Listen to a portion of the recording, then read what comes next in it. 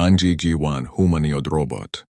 Ang G1 humanoid robot na gawa ng Unitree Robotics ay may iba't ibang kakayahan dahil sa mga advanced features nito. Narito ang ilan sa mga pangunahing kaya nitong gawin: physical na kakayahan paggalaw at balanse, kaya nitong maglakad ng mabilis hanggang 4.5 kilometers per hour at tumakbo hanggang 7.2 kilometers per hour, umakyat at bumaba sa hagdan, at mapanatili ang balanse kahit na may external na puwersa. May 22 hanggang 43 degrees of freedom, depende sa modelo, na nagbibigay daan para sa malawak na saklaw ng paggalaw, kayang magbuhat ng mga bagay na may bigat hanggang 2 hanggang 3 kilo gamit ang kanyang mga kamay. Ang G1 ay maaaring tiklupan sa isang mas maliit na sukat, 690 by 450 by 300 mm, para sa madaling pag-iimbak at pagdadala.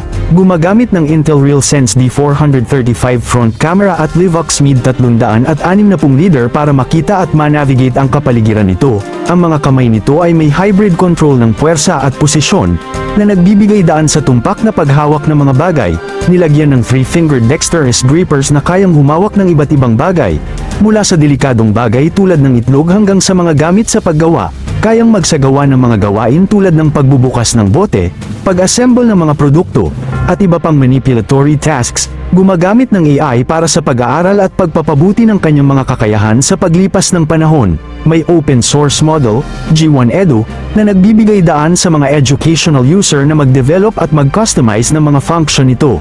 May 8-core high-performance CPU para sa efficient na pagproseso ng mga complex commands. May 9,000 mAh battery na nagbibigay ng hanggang 2 oras ng continuous operation, na may quick swapping feature para sa minimal downtime. Sinusuportahan ang Wi-Fi 6 at Bluetooth 5.2 para sa wireless na komunikasyon. Dahil sa mga kakayahang ito, ang G1 humanoid robot ay pwedeng gamitin sa iba't ibang sektor tulad ng research, industriya, at maging sa mga tahanan.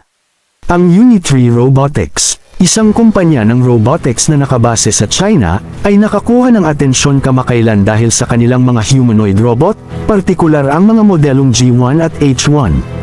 Narito ang mga detalye tungkol sa kanila. G1 humanoid robot. Ang G1 ay may taas na 132 cm, 4.3 talampakan, at tumitimbang ng 35 kilograms. Ito ay kasalukuyang mabibili sa halagang $16,000 United States dollars. Ito ay nilagyan ng 3D leader at may battery life na umaabot sa 2 oras. Ang robot na ito ay ginagamit sa iba't ibang mga demonstrasyon ng paglaban, kabilang ang mga martial arts tournament. H1 humanoid robot. Ang H1 ay ang unang universal humanoid robot ng Unitree Robot Kickboxing Match. Kamakailan lang ay nag-host ang Unitree Robotics ng kickboxing match na nagtatampok ng kanilang mga G1 humanoid robot sa Hangzhou, China. Sa kompetisyon, ang mga robot ay nakipag-sparring sa one-on-one matches, na ginagaya ang mga galaw ng mga tunay na fighters ng may katangi-tanging accuracy. Ang mga robot ay kinokontrol ng mga human handler sa ringside. Ang bawat laban ay tumagal ng 2 minutong rounds, kung saan ang mga G1 bot ay nag-score ng mga puntos sa pamamagitan ng pagpindot sa ulo o katawan ng kalaban.